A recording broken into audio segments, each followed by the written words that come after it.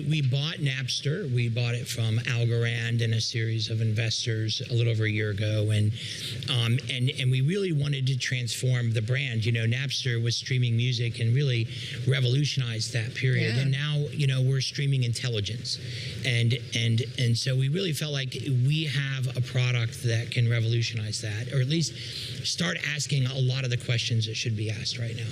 All right, so what does that mean, streaming intelligence? I know you still have a music aspect of the business, but talk us through what main things you're trying to do. We really want to connect our customers, audiences, and folks directly to a human form of AI. And you know, AI really is about intelligence, and so to have a conversation with AI, we think, is super important. So we've created a product where you can do that. And is the goal to make it more palatable? Is the goal to make an AI interface for humans that feels more human? That's right. And I think that, you know, right now AI is very much in this prompt phase. You kind of type something in and then read, and type in and then read, and it's so much, you know, more powerful when you can have a conversation. And I think the learning is easier as well in a conversation, which AI is a great tool for learning. It's not just a tool that answers things, it helps us sort of become smarter. So give us some use cases. What are some examples you can give us about how this is being used? Well, I mean, we've created hardware products, not just software. So we've created a Napster station, which is this very powerful tool that allows for you to go into a retail store and talk to this digital agent, and that same agent can live in an immersive website where you can talk to them on the website. And so the conversation on a website is very powerful, and that same agent can remember you in the store. So sort of think about it as there are three very, very important factors that AI brings to the web that disrupts it. The first is the ability to qualify a customer. Why are you coming to the website? What are you doing? What are you looking for? The second is to be able to price match other competitors and show how you're different. And the third is that customer service aspect. We've all had things that arrived that may not be what we wanted, the size or the color. And so to be able to talk to a human during those three steps is very important. But it's not a human. Well, but it's a human intelligence in the sense that all of these products and everything are created by us, right?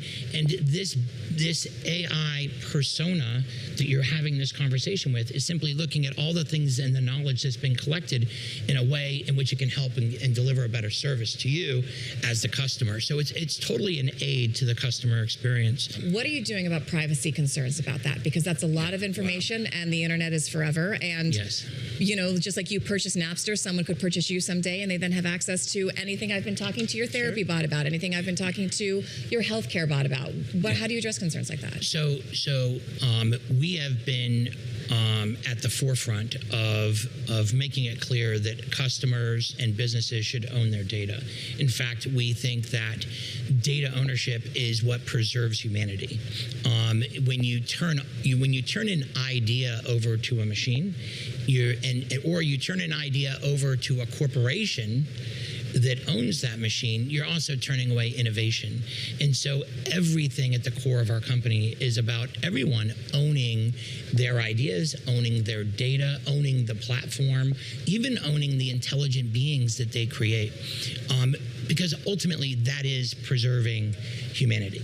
Before I let you go, we do want to ask you about the Napster legacy, which is still part of the company, because you do have a music portion of the company. What does that do, and how do people use it? It's got to be AI. It's got to be. It is AI. Of course it is. So it is, and you know, we see AI as helping everyone become a creator, and so you can now create your own AI artists. You can listen to other people's AI creations, but if you create your own AI persona, you actually own the music.